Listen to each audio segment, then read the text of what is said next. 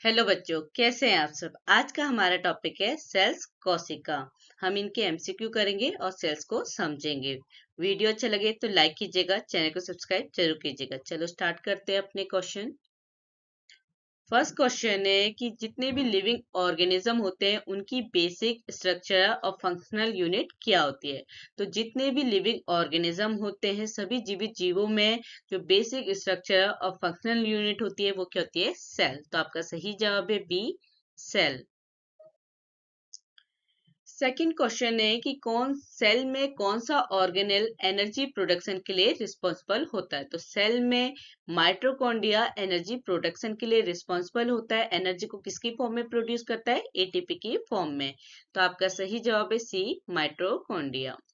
तीसरा क्वेश्चन है कि सेल मेम्ब्रेन का फंक्शन क्या होता है। सेल मेम्ब्रेन क्या होती है, हमारी सेल की आउटरमोस्ट कवरिंग होती है।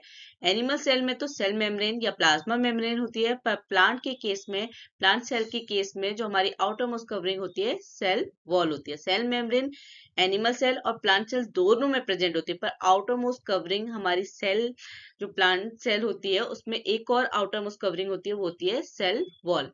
तो इस सेल मेम्ब्रेन का फंक्शन क्या होता है। सेल में सेल मेम्ब्रेन सेल को प्रोटेक्ट और सपोर्ट करने का काम करती है। तो सही जवाब है B, protection and support.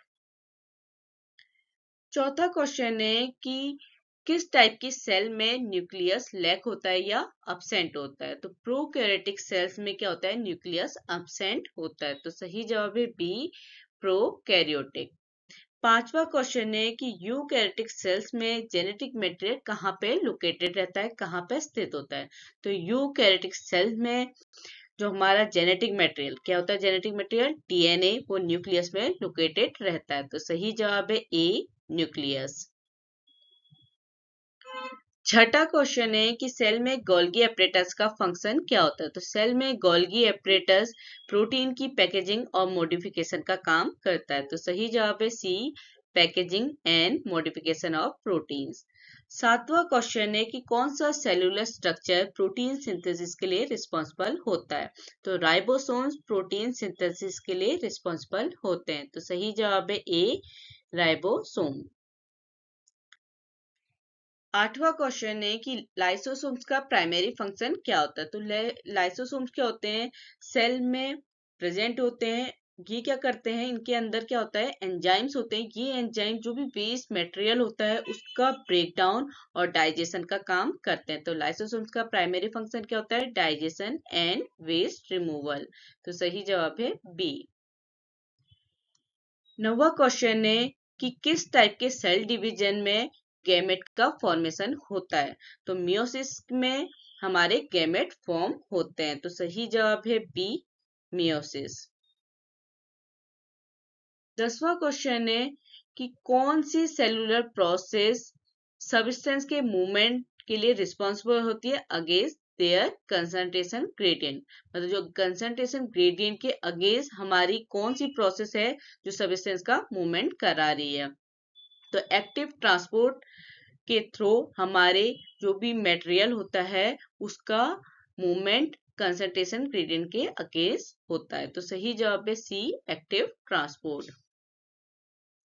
11वां question है कि प्लांट सेल्स में वैक्यूल का काम क्या होता है। तो प्लांट सेल्स में वैक्यूल क्या करते हैं, न्यूट्रिएंट और वाटर का स्टोरेज करते हैं। ये वैक्यूल में वाटर, न्यूट्रिएंट और वेस्ट, इन तीनों का स्टोरेज करने का काम होता है। तो सही जवाब है C, storage of nutrients and waste. 12वां क्वेश्चन है कि कौन सा सेलुलर स्ट्रक्चर सेल शेप को मेंटेन करने और स्ट्रक्चर सपोर्ट प्रोवाइड करने के लिए रिस्पॉन्सिबल होता है। तो सेल वॉल सेल शेप को मेंटेन और स्ट्रक्चर सपोर्ट प्रोवाइड करने के लिए रिस्पॉन्सिबल होते हैं। तो सही जवाब है डी, सेल वॉल। और ये कौन सी सेल्स में मिलते हैं, प्लांट सेल्स में। 13वां क्वेश्चन है कि प्लांट सेल्स में क्लोरोप्लास्ट का रोल क्या होता है। देखो क्लोरोप्लास्ट भी प्लांट सेल्स में मिलता है, एनिमल सेल्स में क्लोरोप्लास्ट अब्सेंट होता है। तो क्लोरोप्लास्ट क्या करता है, प्लांट सेल्स में फोटोसिंथेसिस की प्रोसेस करता है, जिसके थ्रू प्लांट क्या करते हैं, अपना खाना बनाते हैं।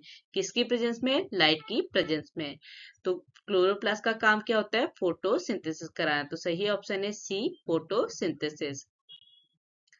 14वां क्वेश्चन है कि सेल में जो भी हार्मफुल सब्सटेंस है उनको डिटॉक्सिफाई करने के लिए कौन सा ऑर्गेनेल रिस्पॉन्सिबल होता है।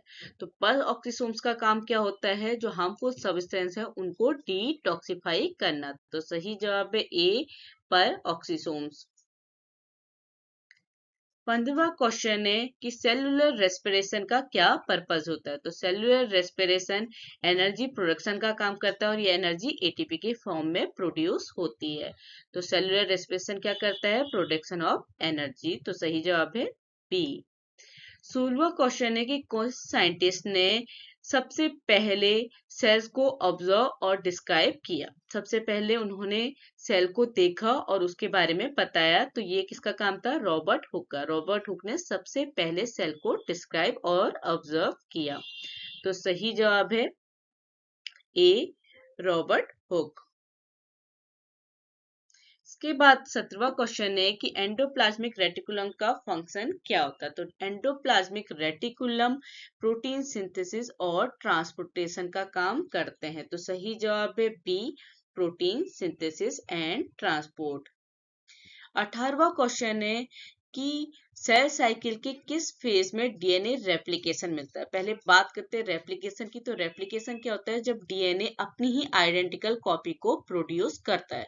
तो किस सेल साइकिल के किस फेज में डीएनए का रेप्लिकेशन होता है। तो एस फेज में डीएनए रेप्लिकेशन की प्रोसेस होती है। तो सही जवाब है बी, एस फेज। 19वां क्वेश्चन है कि कौन सा सेलुलर स्ट्रक्चर सेलुलर वेस्ट के ब्रेकडाउन और रिसाइकलिंग के लिए रिस्पॉन्सिबल होता है। तो हमारा लाइसोसोम क्या करता है, एंजाइम कंटेन करता है और जो भी सेलुलर वेस्ट होता है उसके ब्रेकडाउन और रिसाइकलिंग के लिए रिस्पॉन्सिबल होता है। तो सही जवाब है सी, लाइसोसोम। 20वां क्वेश्चन है कि सीलिया और फ्लैजेला का काम क्या होता है। तो सेल में सीलिया और फ्लैजेला मूवमेंट करने का काम करते हैं। तो सही जवाब है बी, मूवमेंट। 21वां क्वेश्चन है कि सेल वॉल किस टाइप की सेल में मिलते हैं। तो cell wall outermost covering होती है प्लांट सेल की, जो सेल के शेप को मेंटेन और प्रोटेक्शन प्रोवाइड करने का काम करते हैं। तो सेल वॉल किस टाइप की सेल में मिलती है, प्लांट सेल में। तो सही जवाब है बी। 22वां क्वेश्चन है कि माइटोसिस की किस फेज में क्रोमोसोम एक लाइन में आ जाते हैं, अलाइन हो जाते हैं सेल इक्वेटर में। तो सेल इक्वेटर में माइटोसिस की मेटाफेज में क्रोमोसोम एक लाइन में आ जाते हैं। तो सही जवाब है बी, मेटाफेज। 23वां क्वेश्चन है कि न्यूक्लियोलस का फंक्शन क्या होता है। तो न्यूक्लियोलस राइबोसोम प्रोडक्शन के लिए रिस्पॉन्सिबल होते हैं और राइबोसोम्स का काम क्या होता है, प्रोटीन सिंथेसिस। तो न्यूक्लियोलस का काम क्या है, राइबोसोम प्रोडक्शन करना। तो सही जवाब है सी, राइबोसोम प्रोडक्शन। 24वां क्वेश्चन है कि कौन सी सेलुलर प्रोसेस लार्ज पार्टिकल और अदर सेल के एनगल्फ और डाइजेस्ट को अलाउ करती है। कि हमारी सेल क्या करे, जो भी लार्ज पार्टिकल है या जो दूसरी सेल्स है उनको क्या कर ले, निगल ले और उनको पचा ले। तो इस प्रोसेस को क्या कहते हैं, फेगोसाइटोसिस। फेगोसाइटोसिस की प्रोसेस के थ्रू सेल क्या करती है, अलाउ करती है कि वो क्या करे, एनगल्फ और डाइजेस्ट कर ले लार्ज पार्टिकल और अदर सेल्स को। तो सही जवाब है बी, फेगोसाइटोसिस। 25वां क्वेश्चन है कि सेल डिवीजन में सेंट्रियोल्स का काम क्या होता है। तो सेल डिवीजन में सेंट्रियोल स्पिंडल फाइबर्स फॉर्मेशन का काम करते हैं। तो सही जवाब है B, formation of spindle fibres. 26वां क्वेश्चन है कि कौन सा मॉलिक्यूल जेनेटिक इंफॉर्मेशन को न्यूक्लियस से लेकर राइबोसोम तक पहुंचाने का काम करता है, किस चीज के लिए, प्रोटीन सिंथेसिस के। तो प्रोटीन सिंथेसिस के लिए न्यूक्लियस से जेनेटिक इंफॉर्मेशन ले जाने वाला मॉलिक्यूल होता है mRNA। और ये कैसे सिंथेसाइज होता है, ये डीएनए से ही सिंथेसाइज होता है। हमेशा आरएनए डीएनए से सिंथेसाइज होता है। जो भी जेनेटिक इंफॉर्मेशन डीएनए के पास है वो जेनेटिक इंफॉर्मेशन ट्रांसक्रिप्शन के प्रोसेस के थ्रू किसके पास आ जाती है, आरएनए। और ये मैसेंजर आरएनए क्या करता है, उस जेनेटिक इंफॉर्मेशन को ले जाकर कहाँ ले जाता है, राइबोसोम्स में। और वहां राइबोसोम्स किसके लिए रिस्पॉन्सिबल होता है, प्रोटीन सिंथेसिस के लिए। तो mRNA जेनेटिक इंफॉर्मेशन न्यूक्लियस से राइबोसोम तक ले जाने का काम करता है। तो सही जवाब है डी, mRNA। 27वां क्वेश्चन है कि सेल साइकिल का पर्पस क्या होता है। तो सेल साइकिल का क्या काम है कि वो डैमेज सेल की रिपेयरिंग, सेल साइज का रेगुलेटिंग और सेल डिवीजन का कंट्रोल, ये तीनों ही काम करते हैं। तो सेल साइकिल का purpose all of the above है। तो सही जवाब है D, all of the above. 28वां क्वेश्चन है कि मियोसिस के किस फेज में होमोलोगस क्रोमोसोम सेपरेट होते हैं। होमोलोगस क्रोमोसोम मतलब जो समजात गुणसूत्र होते हैं, मियोसिस में किस फेज में सेपरेट होते हैं। तो एनाफेज फर्स्ट में होमोलोगस क्रोमोसोम सेपरेट होते हैं। तो सही जवाब है सी, एनाफेज 1।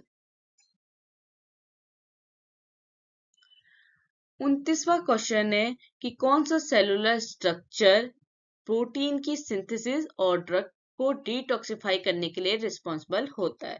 तो लिपिड सिंथेसिस और ड्रग की डिटॉक्सिफाई करने के लिए एंडोप्लाज्मिक रेटिकुलम रिस्पॉन्सिबल होता है। एंडोप्लाज्मिक रेटिकुलम दो टाइप के होते हैं, रफ और स्मूथ। जो स्मूथ ईआर होता है वो लिपिड की सिंथेसिस करता है। तो एंडोप्लाज्मिक रेटिकुलम लिपिड सिंथेसाइजिंग और ड्रग को डिटॉक्सिफाई करने के लिए रिस्पॉन्सिबल होते हैं। तो सही जवाब है सी, एंडोप्लाज्मिक रेटिकुलम।